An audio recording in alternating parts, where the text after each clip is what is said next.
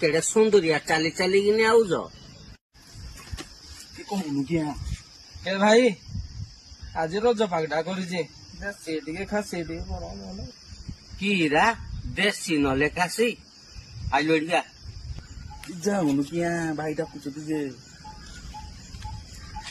କଣ ଖାଇବୁ? ଦେଶୀ ନହେଲେ ଖାସି ଟିକେ ହେଲେ ହତ। ଦେଶୀ ନହେଲେ ଖାସି କଣ୍ଟ୍ରୋ ସାମଲ ହଁ ଭାଇ ଦେଶୀ ଖାଇବୁ ହଁ ଆଜି ହଁ ଆଜି ଖାଇବୁ ହଁ ଭାଇ ଆଜି ଖାଇବୁ ଦେଶୀ ନହେଲେ ଖାସି। ଆଜି ପରା ମହାପ୍ରଭୁଙ୍କ ସ୍ନାନ ପୂର୍ଣ୍ଣିମା। ଆଇଁଷ ଖାଇବୁ? ଏ କଣ୍ଟ୍ରୋ ସାମଲ ଏଠିକା ଏଠିକା କଣ୍ଟ୍ରୋ ସାମଲ ଏଠିକା କୁଆଡେ ଦୌଡ଼ିକିନି ପଳଉଥିଲୁ ଆ ଆଜି ଖାଇବ ଦେଶୀ ନହେଲେ ଖାସି। ଆଜି ଆମ ମହାପ୍ରଭୁଙ୍କ ସ୍ନାନ ପୂର୍ଣ୍ଣିମା।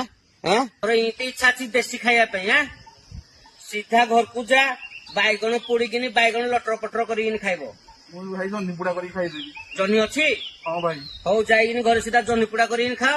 ତୁ ବାଇଗଣ ପୋଡିକିନି ବାଇଗଣ ଲଟର ପଟର କରିକିନି ଖା। ଆଇଁଷ ଖାଇବି କହୁଛି ଆଇଁଷ ଖାଇବି କହୁଛି। ଯାଉଛୁ କି ନାହିଁ ନହେଲେ ଆଉ ଥରେ ପତାଳିବି ଧରିକିନି।